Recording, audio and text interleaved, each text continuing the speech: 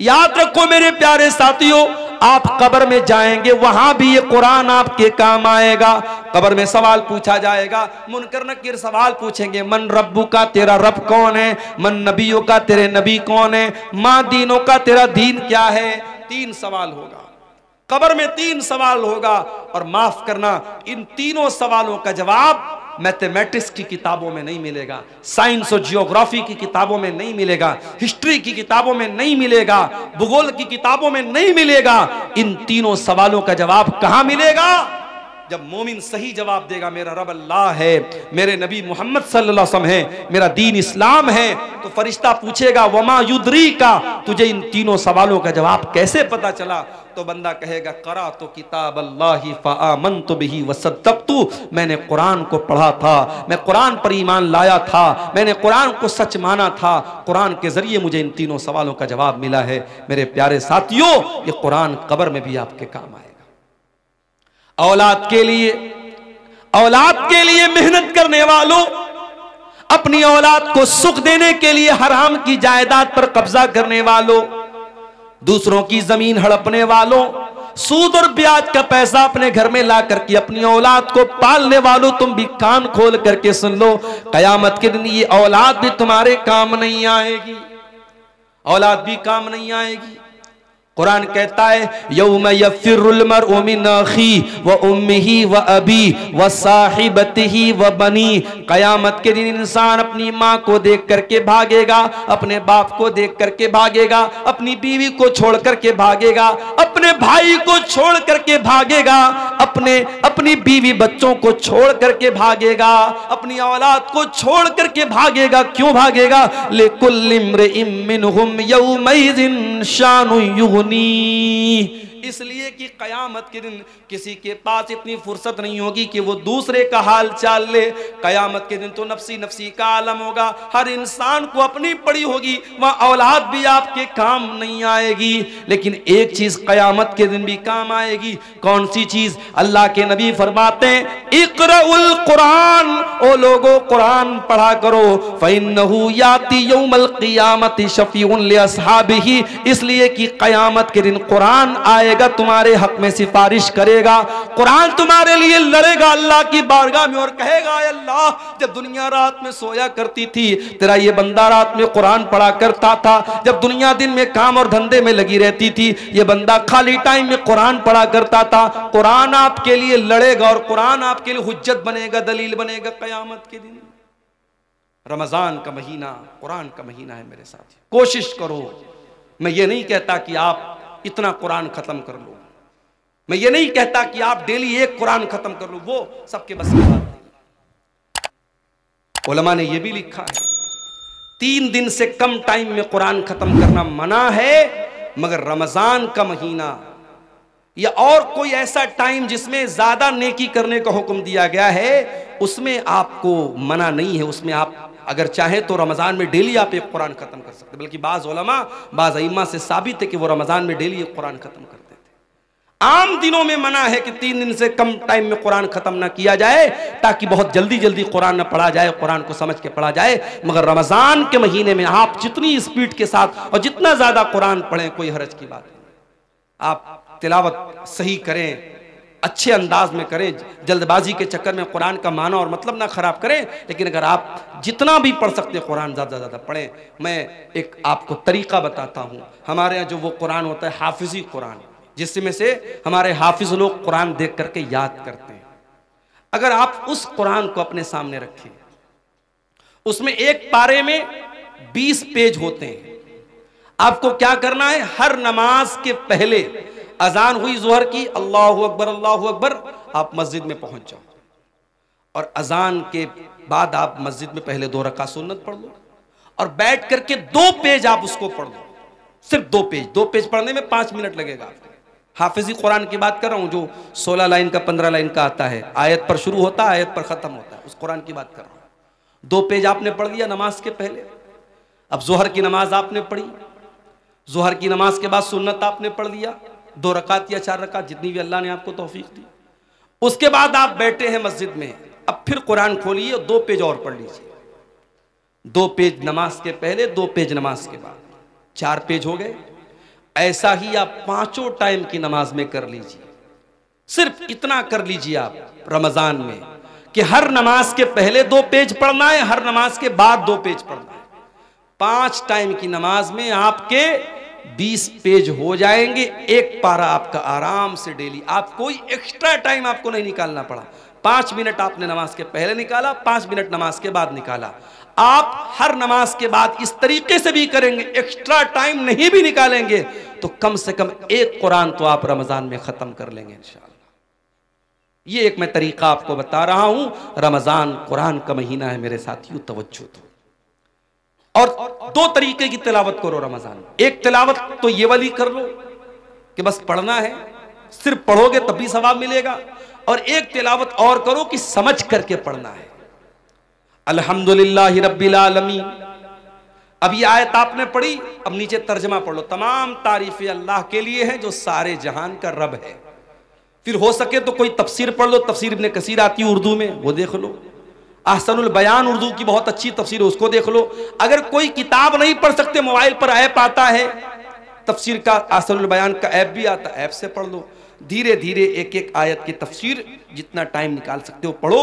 कुरान पढ़ने का और कुरान पर गौर करने का महीना है रमजान का। ये 2 काम हमें और आपको करना है मेरे साथ। और आगे बढ़िए। सीमांचल के इलाके में बैठा हूं मैं। जब तक मौलाना अजीजुर रहमान साहब यहां आकर के तरन्नुम के साथ बांग्ला जबान में दुआएं न करें, मदरसे को चंदा नहीं मिलेगा। कई जगहों पर लोगों ने मुझसे कहा मौलाना आप चंदा कीजिए, मुझे चंदा करना आता नहीं। और मैं वो लंबी लंबी ये जो दुआएं देते हैं दान देने वाले को तरन्नुम के साथ बांग्ला जबान में, अल्लाह ताला बिल्कुल जन्नतुल फिरदौस में पहुंचा देते, वह पहुंचा भी नहीं सकता मैं। तो अब ये जो मिजाज हमारा बना है कि जब तक दुआ नहीं करेगा सामने वाला, ऐलान नहीं करेगा माइक से, तब तक हम चंदा नहीं देंगे। ये मिजाज भी बदलने की जरूरत है। जरूरी नहीं है कि हर बात का माइक में ऐलान कराया जाए। बनारस में एक मस्जिद बन रही है हमारे मोहल्ले के करीब में। एक अल्लाह का बंदा आया, नमाज उसने पढ़ी, उसने ऐलान सुना कि यह मस्जिद की तामीर का काम चल रहा है। मस्जिद की कमेटी के जिम्मेदार के कान में धीरे से उसने कहा मौलाना साहब मस्जिद की तामीर में जितना छड़ लगेगा मैं देने को तैयार।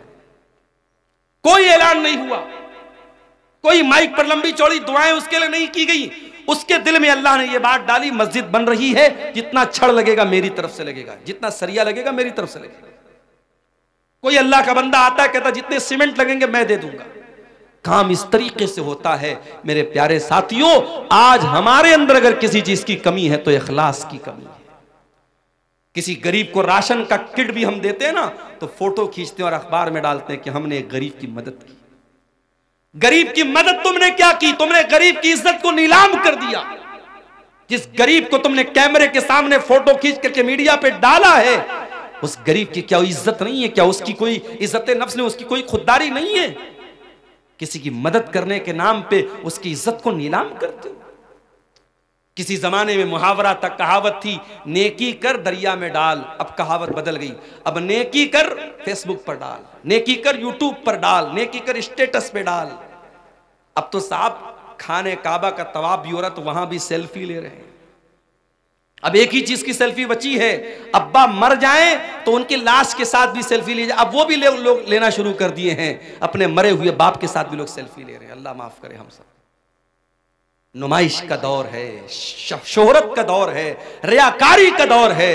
रमजान का महीना हमें ये सबक भी सिखाता है मेरे साथियों कि कुछ इबादतें ऐसी भी होनी चाहिए जो हमारे और अल्लाह के बीच में होनी चाहिए। और रोजा ऐसी ही एक इबादत है। सुबह फजर के टाइम आपने सहरी खाई, जो भी आपने सहरी खाई, मैं नहीं जानता आपके सीमांचल में क्या क्या खाते हैं। हो सकता है कुछ लोग गोश्त भी खाते हो, सब्जी भी खाते हो, रोटी चावल भी खाते हो। जो भी आपने सहरी के टाइम खाया, सुहर की अजान हो गई। जाहिर है 4 बजे आपने सहरी खाई थी, 12:30 बजे अज़हर की अजान हो रही है। 8 घंटे का टाइम गुजर चुका है, 8.5 घंटे का। मार्च का महीना चल रहा है, गर्मी का आलम है। आप मस्जिद में आए, आपने वजू करने के लिए पानी से अपने हाथों को धोया, चुल्लू में पानी लिया, मुंह में डाला, हलक सूख रहा है, सुबह 4 बजे के बाद आपने पानी नहीं पिया है, हलक सूख रहा है और पानी आपके मुंह में जा चुका है। अगर आप उस पानी के 2-4 कतरे हलक के नीचे उतार लें, वहां तो कोई कैमरा नहीं लगा है, वहां तो कोई कैमरा नहीं लगा है। लेकिन हां, एक बात आपसे यह भी कहना चाहूंगा, जिसके दिल में अल्लाह का डर ना हो, वो खाने काबा में जाके, मक्का में जाकर के भी वहां पर भी वो गंदा काम करता है। अभी कल एक साहब ने मुझको बताया कि खाने काबा के पास जो लोग तवाफ करते हैं, अगर दूसरे का सामान वो उठा लेंगे, उनको ये लगेगा लाखों की भीड़ है, कौन देखने जाता है, मगर हजारों कैमरे हरम में लगे हुए हैं, हजारों कैमरे लगे हुए हैं और पूरा कंट्रोल रूम मौजूद है और हजारों वहां सीआईडी के लोग और सीबीआई के लोग और पुलिस के लोग उन कैमरों पर नजर रखते हैं। अगर आपने दूसरे का सामान उठाया तो पुलिस फौरन कैमरे से आपको देख लेगी और आपसे पूछताछ हो सकती है, और दूसरे का सामान आपने अगर जानबूझ करके ले लिया है तो आप पकड़े जा सकते हैं। इसलिए जो लोग हज करने जाते, उम्रा करने जाते, उनको यह सिखाया जाता है कि हरम में कोई भी सामान, आपका अपना सामान है तो अलग बात है, किसी का कोई सामान छूने की कोशिश मत करना। एक साहब ने एक वाकया बताया कि तवाफ के दौरान एक हिंदुस्तानी हाजी और हिंदुस्तानी मुसलमान, 50 साल के ऊपर का मुसलमान, बार बार औरतों को टच कर रहा था। तवाफ के दौरान वो गंदा इंसान बार बार औरतों को टच कर रहा था और कैमरे की नजर से जो कंट्रोल रूम में पुलिस वाले मौजूद थे, वो बार बार देख रहे थे कि ये इंसान एक बार नहीं, 2 बार नहीं, इसने 20 बार ऐसा किया। पुलिस ने उसको अरेस्ट कर लिया। जब जेल में पहुंचा है वो इंसान, उसके जवान बेटे पहुंचे, उसकी बेटियां पहुंची, नहीं हमारा बाप इतना गंदा काम नहीं कर सकता। पुलिस वालों ने कैमरे की क्लिप ला के सामने रख दी, तो देख लो तुम्हारे बाप ने क्या किया है। इसका मतलब यह हुआ कि जो ठरकी इंसान होता है, जो गंदा इंसान होता है, जिसके दिमाग में शैतान भरा होता है, वो मक्के में पहुंच जाए, खाने काबा के पास पहुंच जाए, वहां भी उसके दिमाग की गंदगी खत्म नहीं होती है। मेरे साथी, आपको खाने काबा के पास भी इतना गंदा काम करने से अगर कोई चीज रोक सकती है, अल्लाह का डर और अल्लाह का तकवा ही रोक सकता है। और रमजान का रोजा हमें यही सिखाता है। मेरे साथियों, सुबह 4 बजे हमने सहरी में पानी पिया है, जुहर के वजू में पानी के कतरे मुंह के अंदर जा रहे हैं, 2-4 कतरे हलक के नीचे चले जाएं, कौन देखने जाता है, मगर बंदा 2-4 कतरे भी अपने हलक के नीचे जाने नहीं देता है। क्यों? अल्लाह ताला के आम क्या जवाब देंगे? हमारा रोजा बर्बाद हो जाएगा, हमारे रोजे का कोई मतलब नहीं रह जाएगा। इसीलिए अल्लाह के नबी फरमाते हैं कि अल्लाह ताला कहता है अस्सौमु ली व अना अजज़ी बिही, कि बंदा रोजा मेरे लिए रखता है और उसका बदला मैं ही दूंगा। यदौ तामहु व शराबहु व शहवतहु मिन अजली, बंदा मेरे लिए खाना छोड़ देता है, बंदा मेरे लिए पानी छोड़ देता है, बंदा मेरे लिए शहवत छोड़ देता है। बीवी मौजूद है, बीवी के पास नहीं जाता, खाना मौजूद है, खाना नहीं खाता है, पानी मौजूद है, पानी नहीं पीता है। अल्लाह के लिए रोजा हमें इखलास सिखाता है, रोजा हमें अल्लाह का डर सिखाता है। रोजे से सबसे बड़ा मकसद मेरे प्यारे साथियों यही है कि हमारे दिलों में अल्लाह का तकवा पैदा हो जाए। इसीलिए अल्लाह कुरान के दूसरे पारे में कहता है या अय्युहल्लज़ीना आमनू कुतिबा अलैकुमुस्सियामु कमा कुतिबा अलल्लज़ीना मिन क़ब्लिकुम लअल्लकुम तत्तक़ून। ऐ ईमान वालो, तुम पर रोजे फर्ज किए गए जिस तरीके से तुमसे पहले के लोगों पर फर्ज किए गए, ताकि तुम मुत्तकी बन जाओ, ताकि तुम्हारे दिलों में अल्लाह का तकवा, अल्लाह का डर पैदा हो जाए। तो रमजान के अंदर तकवा पैदा करो मेरे साथियों। और आगे बढ़िए, रमजान के अंदर एक काम हमें और भी करना है। रमजान दुआ का महीना है। कुरान में जहां अल्लाह ताला ने रमजान के रोजे का जिक्र किया, वहीं पर फरमाया व इज़ा सालका इबादी अन्नी फइन्नी करीब। ऐ मेरे नबी, जब मेरे बंदे आपसे मेरे बारे में सवाल करें, उन्हें जवाब दे दो मैं करीब हूं, मैं करीब हूं। उजीबु दावत दाई, मैं दुआ करने वाले की दुआ को सुनता हूं। शर्त यह है फल यस्तजीबू ली वल युमिनू बी, कि बंदा मेरी बात माने और मेरे ऊपर ईमान रखे। रमजान दुआ का महीना है मेरे साथियों। जब आप भूखे प्यासे रह करके अल्लाह की बारगाह में हाथ फैलाते हैं, अल्लाह आपकी दुआ को रायगा नहीं करता, अल्लाह आपकी दुआ को लौटाता नहीं है। इसीलिए अल्लाह के नबी फरमाते हैं सलासु दावतिन ला तुरद, 3 लोगों की दुआ अल्लाह ताला लौटाता नहीं है। दावतुल वालिदिल वलदिही, एक बाप की दुआ, बाप जब अपनी औलाद के हक में दुआ करता अल्लाह उस दुआ को कभी लौटाता नहीं है। वह दावतुल मुसाफिर, और मुसाफिर की दुआ को अल्लाह ताला लौटाता नहीं है। वह दावतुस साइम, और रोजेदार की दुआ को भी अल्लाह ताला लौटाता नहीं है। रोजे की हालत में मेरे प्यारे साथियों दुआ करो, अपने लिए भी दुआ करो, अपने बच्चों के लिए दुआ करो, अपने माँ बाप के लिए दुआ करो, सारी उम्मत के लिए दुआ करो, मुल्क के हालात के लिए दुआ करो, अपने कारोबार और रोजी रोटी के लिए दुआ करो। और बेहतर यह है कि जो अल्लाह के नबी जो दुआएं करते थे, आप दुआ की कोई किताब ले लो। एक अच्छी सी किताब का नाम मैं आपको बता रहा हूं, हिस्नुल मुस्लिम, बहुत अच्छी किताब है दुआ की। आप ऑनलाइन भी इसको अपने मोबाइल के प्ले स्टोर में जाके इसको डाउनलोड कर सकते हैं। उसमें छोटी छोटी दुआएं हैं, आप देख के उनको पढ़ लीजिए या याद करके पढ़ लीजिए। दुआओं को रोजे की हालत में खूब कीजिए। रमजान दुआ का महीना है मेरे प्यारे साथी। रमजान सब्र और बर्दाश्त का भी महीना है। आप रोजे की हालत में एक इंसान आपके पास आता है, गाली दे देता है आपको, बुरा भला कह देता है आपको, आप सुबह से कुछ खाए नहीं है, भूखे हैं। और जब इंसान भूखा रहता है तो उसका पारा और हाई हो जाता है, उसका बीपी और बढ़ जाता है, उसको और ज्यादा गुस्सा आने लगता है। होना तो ये चाहिए ताकि जब आप रोजे की हालत में हैं और कोई आपको आ करके गाली दे दे, तो होना तो ये चाहिए ताकि शरीयत आपको इजाजत दे दे कि आप तो भूखे प्यासे हैं, आप गाली का जवाब गाली से दे सकते हैं, आप गुस्से का जवाब गुस्से से दे सकते हैं। होना तो ये चाहिए था, मगर नहीं। अल्लाह के नबी फरमाते हैं जब तुम में से कोई रोजे की हालत में हो, फ़इन इम्रुउन क़ातलहु औ साबहु, अगर कोई गाली गलोच करे, अगर कोई लड़ाई करे, तो गाली के जवाब में गाली न दे, लड़ाई के जवाब में लड़ाई न करे, बल्कि साफ साफ कह दे इन्नी साइम, मैं रोजे की हालत में हूं, मैं रोजे की हालत में लड़ नहीं सकता।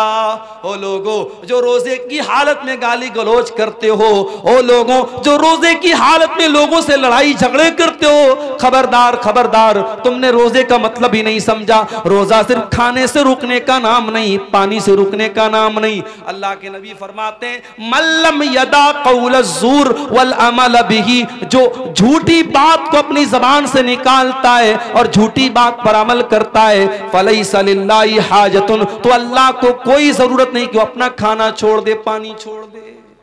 रोजे की हालत में कंट्रोल करो अपने आप को। रोजा हमें कंट्रोल करना सिखाता है। रोजा हमें यह सिखाता है अगर अल्लाह के हुक्म पर हम खाना छोड़ सकते हैं, पानी छोड़ सकते हैं, बीवी हलाल है, बीवी को के करीब नहीं जाते हैं, खाना हलाल है, खाना नहीं खाते हैं, पानी हलाल है, पानी नहीं पीते हैं, अगर अल्लाह के हुक्म पर हलाल छोड़ सकते हैं, तो बीड़ी पीने वालों तुम बीड़ी क्यों नहीं छोड़ सकते? सिगरेट पीने वालों तुम सिगरेट क्यों नहीं छोड़ सकते? तंबाकू खाने वालों तुम तंबाकू क्यों नहीं छोड़ सकते? ओ शराब पीने वालों तुम शराब क्यों नहीं छोड़ सकते? जब अल्लाह के हुक्म पर 1 महीने के तुम हलाल छोड़ सकते हो, तो जो चीजें हराम है, जो चीजें नुकसानदेह है, जो चीजें तुम्हारी सेहत के लिए हानिकारक है, जो तुम्हारे शरीर को नष्ट कर रही है, बर्बाद कर रही है, वो गुटखा, वो खैनी, वो तंबाकू, वो सिगरेट, वो बीड़ी तुम क्यों नहीं छोड़ सकते हो? रोजा हराम को छुड़वा रहा है, हराम को छोड़ने की प्रैक्टिस करवा रहा है मेरे प्यारे साथ। रमजान का ये महीना हमें एक सबक और दे रहा है। कभी आपने गौर किया ज़कात हम रमजान ही में क्यों निकालते हैं? सारे मदरसे वाले अपने चंदा करने के लिए सफीरों को रमजान में ही क्यों भेजते हैं? 90% पूरी दुनिया के मुसलमान रमजान में ज़कात क्यों निकालते हैं? क्योंकि रमजान का महीना सखावत का महीना है, दान करने का महीना है, अल्लाह की राह में देने का महीना है। हजरत अब्दुल्ला बिन अब्बास कहते हैं कि अल्लाह के प्यारे नबी सबसे ज्यादा सखावत किया करते थे, और जब रमजान का महीना आता था और अल्लाह के प्यारे नबी जिब्रील से मिलकर के कुरान पढ़ा करते थे, कुरान का दौर किया करते थे, तो आपकी सखावत और बढ़ जाती थी। आप तेज चलने वाली आंधी से भी ज्यादा सखावत करते थे। रमजान में सखावत करो मेरे साथियों। आज अफसोस की बात है, ज़कात वसूलने के लिए लोग आते हैं, बड़े बड़े सेठ लोग लाइन लगवाते हैं, बेचारा ज़कात लेने वाला भिखारी बन करके लाइन लगाता है, तब जाकर के उसको ज़कात मिलती है। अरे तुझे तो एहसानमंद होना चाहिए, तुझे तो शुक्रिया अदा करना चाहिए कि वो ज़कात लेने वाला तेरे दरवाजे तक आया है, उसने तेरा काम आसान कर दिया, तेरी इबादत को आसान कर दिया, और तू भिखारियों की तरह उसकी लाइन लगवाता है। माफ़ करना मेरे प्यारे साथियों, ज़कात कोई भीख नहीं है, ज़कात कोई एहसान नहीं है। ज़कात हमारे माल में अल्लाह का हक है।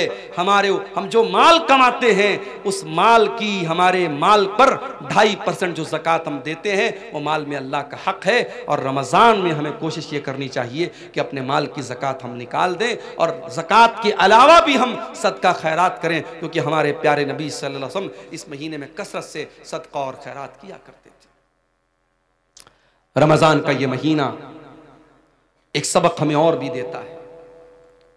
दुनिया में करोड़ों लोग ऐसे हैं जिनको दोनों टाइम का खाना नसीब नहीं होता। हम और आप आराम से अपने घर में देसी मुर्गा खा रहे हैं, गाय का गोश्त, जो भी आपके यहां जानवर ज़बा होता है, आप हलाल जानवरों का गोश्त खाते हैं। जो भी आपको अल्लाह ताला ने नेमतें दी आप उसको खाते हैं। लेकिन दुनिया में करोड़ों इंसान ऐसे हैं जो भूखे और प्यासे रहते हैं, उनके पास खाने को खाना नहीं है। मेरे प्यारे साथियों, रमज़ान का महीना वो महीना है जिस महीने में आप 13-14 घंटे भूखे रहते हैं। अमीर को भी भूखा रहना है, गरीब को भी रहना है, करोड़पति को भी रहना है, और एक सामान्य आदमी को भी रहना है। ये रमज़ान में भूखे रह करके आपको ये सबक सिखाया जाता है कि ऐ मेरे बंदो, तुम तो अपनी मर्जी से भूखे हो, तुम्हारे पास खाना है तब भी तुम नहीं खाते हो, तुम्हारे पास पीने को चीजें तब भी तुम नहीं पीते हो। इस दुनिया में करोड़ों लोग ऐसे हैं जो मजबूरी की वजह से भूखे रहते हैं, उनके पास कोई चीज नहीं कि वो खा सके, वो बेचारे न खाने को कुछ है न पानी को कुछ है। रमजान के इस महीने में जब आप दस्तरखान पर तरह तरह की चीजों को खाने के लिए बैठा करो मेरे साथियों, तो आप फलस्तीन के शहर गाजा के अपने उन भाइयों को याद कर लेना, जब हेलीकॉप्टर से खाने की किटें उनको फेंकी जाती हैं, उनके छोटे छोटे बच्चे खुश हो जाते हैं। 3 दिन बाद 4 दिन बाद उनको खाने को कुछ मिल जाता है। मेरे प्यारे साथियों, वो भी तो आपके मुसलमान भाई हैं, वो भी तो आपके कलमा गो भाई हैं, इसी धरती पर रहते हैं। उनके घरों को तबाह कर दिया गया, उनके कारोबारों को बर्बाद कर दिया गया, उनकी दुकानों पर बुलडोजर चला दिया गया। उन अपने गरीब और मजबूर भाइयों को याद करने का महीना है रमजान का महीना। उन भूखों की भूख का एहसास हमको दिलाता है, और ये एहसास होता है कि अल्लाह हम तो अपनी मर्जी से भूखे हैं, ये तो बेचारे मजबूरी में भूखे हैं। उन भूखों को खाना खिलाने की फिक्र करने का जज्बा रमजान हमारे अंदर पैदा करता है। इसीलिए अल्लाह के प्यारे नबी ने रमजान के महीने में रोजेदार को इफ्तार कराने की बहुत फजीलत बयान की, और आपने कहा मन फत्तर साइमन, जो किसी रोजेदार को इफ्तार कराता है तो जितना रोजा रखने वाले को सवाब मिलेगा उतना ही इफ्तार कराने वाले को सवाब मिलेगा। मेरे प्यारे साथियों, रमजान में हमने साउथ इंडिया में देखा कि लोग रात रात भर सहरी खिला रहे हैं, इफ्तार का इंतजाम करा रहे हैं। हरम के अंदर आप कभी रमजान में आपको उम्रा करने का मौका मिले, आप जाके देखिए, कहीं पे बिस्किट बट रहा है, कहीं पे केक बट रहा है, कहीं पे खजूर बट रही है, कहीं पे जमजम बट रहा है। कितने अल्लाह के बंदे करोड़पति लोग हैं, वो लोगों को बांट रहे हैं कि रोजेदारों के इफ्तार में मेरा भी पैसा शामिल हो जाए, रोजेदार के हलक में मेरे भी खाने पीने की चीजें पहुंच जाएं। मेरे प्यारे साथियों, ये जज्बा रमजान हमें अपने अंदर पैदा करने की, हमें जज्बा हमारे अंदर पैदा करता है। और आखिरी बात मेरे प्यारे साथियों, रमजान का महीना हमें अपने अंदर चेंजिंग लाने का सबक देता है। जैसे ही रमजान का महीना आएगा हमारी जिंदगी चेंज हो जाएगी। ऐसे आम तौर से जो लोग फजर में भी उठते हैं, वो फजर में उठते हैं, नमाज पढ़ते हैं, लेकिन रमजान के महीने में आप फजर से भी 1 घंटा पहले उठते हैं, ब्रश करते हैं, बाथरूम जाते हैं, उसके बाद आप बैठ करके सहरी करते हैं, फिर दिन में आपकी आदत है 11 महीने आप दोपहर का खाना खाते हैं, सुबह 10 बजे नाश्ता करते हैं। रमजान के महीने में कोई नाश्ता नहीं, कोई दोपहर का खाना नहीं, सुबह सहरी आपने खाई, फिर डायरेक्ट आप इफ्तार के टाइम खाते हैं। सोने का टाइम बदल गया, खाने का टाइम टाइम बदल गया। रमजान में एक महीने के लिए जिंदगी बदल जाती है। सबक ये मिला कि अगर हम अपने आप को बदलना चाहें तो बहुत कुछ बदल सकते हैं। मेरे प्यारे साथियों, शायर कहता है, खुदा ने आज तक उस कौम की हालत नहीं बदली, न हो जिसको ख्याल खुद अपनी हालत के बदलने का। अगर कौम के हालात को बदलना है, अगर मिल्लत के हालात को बदलना है, तो रमजान का महीना एक सबक दे रहा है कि एक महीने के लिए अगर अपने टाइम टेबल को हम बदल सकते हैं तो हम कौम और मिल्लत के हालात को भी मेरे साथियों बदल सकते हैं। सवालात कुछ आए हैं। क्या नापाकी की हालत में सहरी खा सकते हैं? अगर रात में इंसान नापाक हुआ है और उसी हालत में फजर की अजान हो गई, उसी हालत में फजर की अजान हो गई, कोई हरज की बात नहीं है। उसी हालत में सहरी खा लिया, कोई हरज की बात नहीं। लेकिन अगर नापाक हुआ है और फजर की अजान हो गई तो जल्दी से जाकर के गुस्ल कर ले ताकि जमात से नमाज पढ़े। अगर कोई इंसान नापाकी की हालत में रह जाता है और जानबूझ करके फजर की नमाज छोड़ देता है और फिर सुबह सो करके उठता है 9 बजे 10 बजे और फिर नहा धो के नमाज पढ़ता है, तो ये गलत है और ये सही नहीं है। नमाज को टाइम पर पढ़ना है। आपका रोज़ा सही हो जाएगा अगर आप नापाकी की हालत में सहरी करते हैं, मगर जमात से नमाज फ़र्ज है, उसको इंसान को नहीं छोड़ना चाहिए। इसलिए अगर कोई जनाबत की हालत में है तो जल्दी से गुस्ल कर ले ताकि जमात से नमाज पढ़ सके। क्या बिना सहरी खाए रोज़ा रख सकते हैं? बिना सहरी खाए नफिल रोज़ा तो रख ही सकते हैं। रमज़ान का रोज़ा भी रख सकते हैं, मगर एक शर्त है कि रात में आप ये नियत करके सोए हों कि हाँ मुझे कल सुबह रोज़ा रखना है। नफिल रोज़े में नियत ज़रूरी नहीं है। नफिल रोज़े में आप फजर के टाइम अगर उठे, अजान हो गई, आपके दिल में इरादा पैदा हुआ कि आज मैं रोज़ा रख लेता हूँ, सहरी नहीं खाई आपने फजर के बाद नियत कर ली, आप नफिल रोज़ा रख सकते हैं। मगर रमज़ान में रात ही में आपको दिल में ये इरादा करना पड़ेगा कि हाँ मुझे कल रोज़ा रखना। अगर ये इरादा करके आप सोए थे और सुबह आपकी नींद नहीं खुल पाई सहरी में, तो बगैर सहरी के भी आपका रोज़ा हो जाएगा। रोज़े की हालत में थूक निगलना कैसा है? ऑटोमेटिक नेचुरली तौर पे अगर कुछ थूक आपका हलक के अंदर चला जाता है तो कोई हरज की बात नहीं, लेकिन जानबूझ के अपने मुंह में ढेर सारा थूक बनाना और उसको निगलना, ये मुनासिब बात नहीं। ये जो है अखलाक के भी खिलाफ बात है। ऐसा नहीं करना चाहिए। बहरहाल उससे रोज़ा तो नहीं टूटेगा, मगर ऐसा करना ठीक नहीं है। क्या रोज़ेदार रोज़े की हालत में बीवी का बोसा ले सकते हैं? ले सकते हैं, मगर एक शर्त के साथ कि इंसान को अपने ऊपर कंट्रोल हो। पता लगा कि बीवी का बोसा लेने गया और नापाक हो गया तो मसला हो जाएगा। फिर वो एक रोज़ा ही नहीं जाएगा, उसको 60 रोज़ा रखना पड़ जाएगा, या 60 मिस्कीनों को खाना खिलाना पड़ जाएगा, या लगातार 2 महीना उसको रोज़ा रखना पड़ेगा, तो वो बहुत भारी पड़ जाएगा। इसलिए जो इंसान अपने नफ्स पर कंट्रोल कर सकता है उसको इस बात की इजाज़त दी जा सकती है, इससे रोज़ा नहीं टूटता है। ठीक है। जो शख्स किसी बीमारी की हालत में रोज़ा न रख सके तो उसका क्या मसला होगा? अगर बीमारी ऐसी है कि आज बीमारी है कल ठीक हो जाएगी तो उसको तो कज़ा करना है। लेकिन बीमारी ऐसी है कि अब ठीक नहीं होगी, जैसे शुगर हो गया, टीबी हो गई, अब ये तो ठीक होना बहुत मुश्किल है, तो ऐसा इंसान जिसकी बीमारी लाइलाज है या अब उम्र के साथ रहेगी वो बीमारी, तो ऐसा इंसान अगर रोज़ा नहीं रख पा रहा है तो हर रोज़े के बदले एक मिस्कीन को खाना खिलाएगा।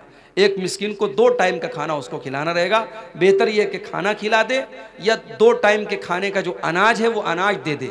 अगर अनाज देने में भी कोई प्रॉब्लम है तब बहुत मजबूरी की हालत में उसका पैसा दे सकता है, वरना शरीयत में इताम का लफ्ज़ आया, खाना खिलाने का लफ्ज़ आया है, तो खाना ही देना चाहिए या खाने की जगह अनाज देना चाहिए। रोज़े की हालत में गुल या कोई नशावर चीज़ों का इस्तेमाल करना कैसा? बिल्कुल गलत है। रोज़ा जब आप जायज चीजों को छोड़ रहे हैं तो भाई गुल क्यों नहीं छोड़ रहे हैं आप?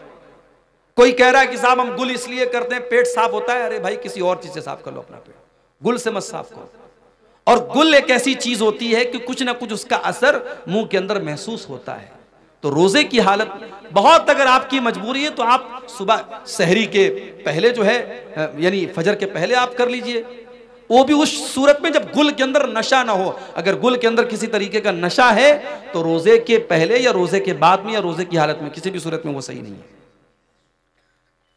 रोजे की हालत में अगर कोई शख्स अपनी बीवी से हम बिस्तरी कर ले तो वो क्या करे? जानबूझ करके अगर ऐसा करता है तो रोजे का उसको कफ़ारा देना पड़ेगा। कफ़ारा क्या है? लगातार 60 दिन जो है वो रोजा रखे। अगर उसकी ताकत नहीं है तो 60 मिस्कीनों को खाना खिलाए। अगर कोई मुसलमान किसी गैर मुस्लिम को रूम किराए पे दे दिए और उसमें मूर्ति रखकर मूर्ति की पूजा करे तो क्या ये सही है? अब जब आपने गैर मुस्लिम को दिया है तो आपको सोच समझ के देना चाहिए था। आपने दिया है तो आप मना तो नहीं कर सकते। गैर मुस्लिम है तो अपनी तो पूजा करेगा ही। लेकिन बहरहाल आप अगर ये शर्त लगा दें कि भाई देखो ठीक है हम तुमको दुकान के लिए दे रहे हैं मगर इसमें पूजा पाठ मत करो, अगर ये शर्त लगा सकते हैं और सामने वाला इस शर्त पर अमल कर सकता है तो अच्छी बात है। लेकिन अगर ये शर्त लगाए बगैर आपने दिया है और वो कर रहा है तो आप कैसे रोक पाएंगे? इसलिए कुरान की आयत है कि बुराई के कामों में एक दूसरे की मदद मत करो। ये एक तरीके का शिर्क हो रहा है जो आपके घर में हो रहा है, तो आप शिर्क के कामों में सपोर्ट का सबब ना बने, उससे बचने की कोशिश करें। क्या मदरसे में सदक़तुल फित्र देना चाहिए? कोई आलिम बोलते हैं कि दे और कोई बोलते हैं ना दे। अगर मदरसे में गरीब बच्चे हैं, गरीब बच्चों के ऊपर वो पैसा खर्च हो रहा है, उसका अलग हिसाब किताब है कि सदक़तुल फित्र का जो अनाज है वो उन्हीं गरीब बच्चों पर खर्च हो रहा है या वो रकम उन गरीब बच्चों पर खर्च हो रही है, तब तो दिया जा सकता है। लेकिन आम तौर से उसमें मदरसिन की तनख्वाह भी दी जा रही है, मदरसे की तामीर भी हो रही है, तो ऐसी सूरत में देना ठीक नहीं है, क्योंकि सदक़तुल फित्र का पैसा मिस्कीन को देने का हुक्म है, हर जगह देने का हुक्म नहीं है। जो आलिम खुद अमल नहीं करता और वो दूसरों को वाज़ नसीहत करता है तो क्या सही है? जाहिर है कि सही तो नहीं है। लिमा तक़ूलूना मा ला तफ़अलून, वो बात क्यों कहते हो जो तुम करते नहीं हो? क्या हलाल जानवर का खुसिया खा सकते हैं? जानवर जब हलाल है तो उसके बदन की तमाम चीजें हलाल है, कोई भी चीज मकरूह नहीं है। ठीक है, अल्लाह ताला से दुआ है अल्लाह ताला हम सबको नेक अमल की तौफीक अता फरमाए। रब्बुल आलमीन हमें कहने सुनने से ज़्यादा अमल की तौफीक दे, ईमान पर कायम रखे, ईमान पर हम सबका खात्मा हो। आमीन व आखिर दावाना अल्हम्दुलिल्लाहि रब्बिल आलमीन। वस्सलामु अलैकुम व रहमतुल्लाहि व बरकातुहू। वालेकुम अस्सलाम व रहमतुल्लाह।